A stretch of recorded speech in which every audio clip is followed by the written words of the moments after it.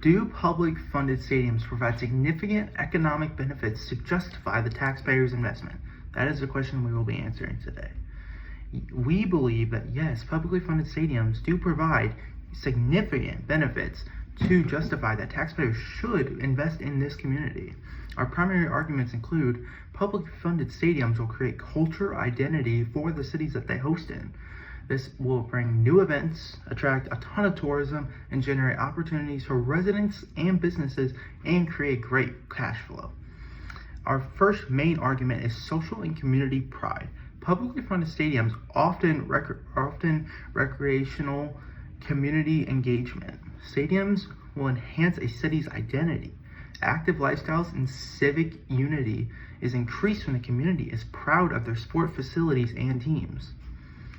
The second main argument is the tourism and event attraction that it can bring. New stadiums are attractive for professional sport teams to come and play at, and it can also bring in art and entertainment.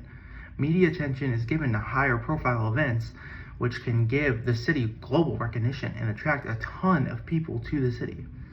The reputation of a city can help professional teams and events to increase their brand visibility and increase the tourism of the team. During a time of an emergency, when the cities are most in their economic downturns, it's stadiums that the cities hope for help and support from. Prior to the pandemic, the cities attract large number of visitors from major sporting events, tourism, and conventions. Without this activity, there was a decrease in the year for 2021 for sales and revenue, in which a city has come to rely on them for many years, which has strained the city's budget. And the third argument is the economic development and job creation. The arenas surrounding public funded stadiums will be improved. For example, the city funds will invest in housing infrastructure, businesses will see increased revenue, and jobs will be created to help the city and their economic turnarounds. The benefits include job creation, small business support, and housing infrastructure investment from the city. Missouri Governor Mike Kehoe stated the optimism that publicly funded funding for new facilities would keep the Chiefs and Royals in Missouri and strengthen the state's economy instead of them moving off to Kansas City, Kansas. This was a huge change as it will help Missouri in the long run keep their teams in their state. Hello, thank you, Henry, for introducing everyone to why we are the clear winners here. I'm going to introduce you guys to a couple of the major counter arguments that someone might say against publicly funded stadiums. One of the biggest criticisms we hear is that publicly funded stadiums, they only help the big chain restaurants and they leave out the local small businesses. People say that most of the money stays right around the stadium and goes to the big companies with the big contracts. And yes, this could it benefit those bigger chain restaurants and businesses, but local small businesses, they benefit from foot traffic. When the people are down at the stadium and they're waiting for their games to go on, or they're rushing out, they want to go someplace and continue the celebration. So anywhere within walking distance should benefit, especially if you bring in multi-purpose facilities and you have concerts and such. And one of the other criticisms is that publicly funded stadiums mainly benefit the team owners and the players, and the return on investment just isn't worth it. This sounds strong, but it focuses on the financial return, and that's on paper. It doesn't talk about the emotions and the memories we tie to these locations, to these stadiums. For example, Yankee Stadium. How many people do you know that would just love to visit Yankee Stadium? It's bigger than life. And if you compare a stadium to something with a high yield return, numbers do look smaller.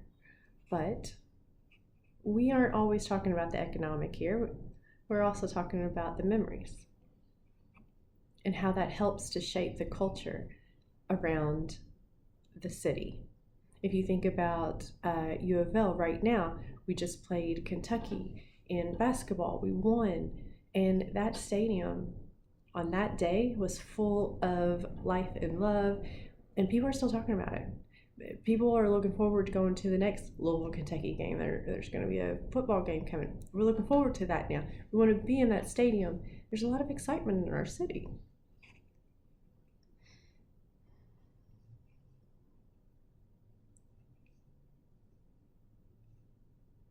And to bring it back to a point in the past, in Atlanta, they were suffered in 2021 like most people were. Everything was shut down for the pandemic.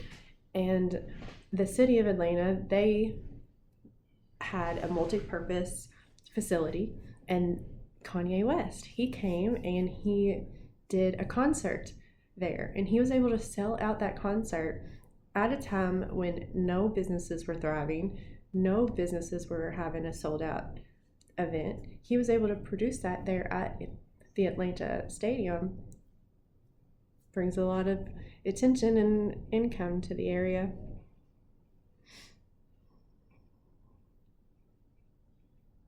So I'd like to leave 4 questions for the opposing side.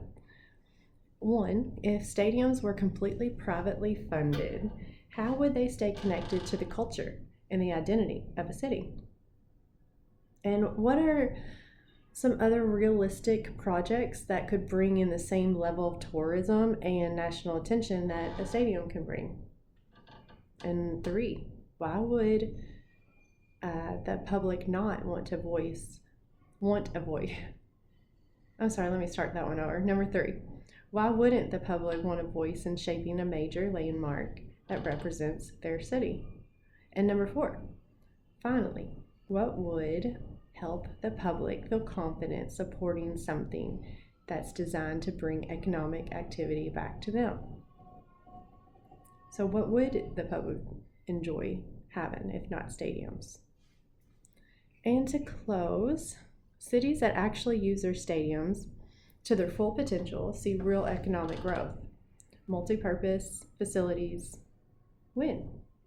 So to bring it back to the bigger picture here, cities that use their stadiums to the full potential, they're going to see some real economic growth. And we're seeing governors right now publicly support new stadiums, and that should be bringing some new jobs and some excitement, some tourism, having the support. Who knows, maybe some businesses, local businesses, will be able to benefit from the tax breaks and the grants that could be offered to the surrounding area because of the stadium. We're seeing that a great stadium doesn't just hold sports. It'll bring in concerts and conventions and visitors and media attention. It's going to boost local businesses, strengthen public infrastructure, and it builds cultural pride, which is something that you can't buy. And even when we're talking about the economic influence of a publicly funded stadium, we cannot forget that sometimes there's bigger things than money out there. And our experience and our community, it can shine too.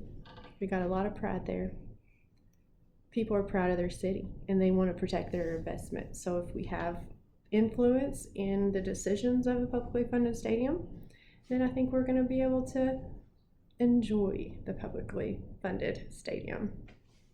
Thank you for your time.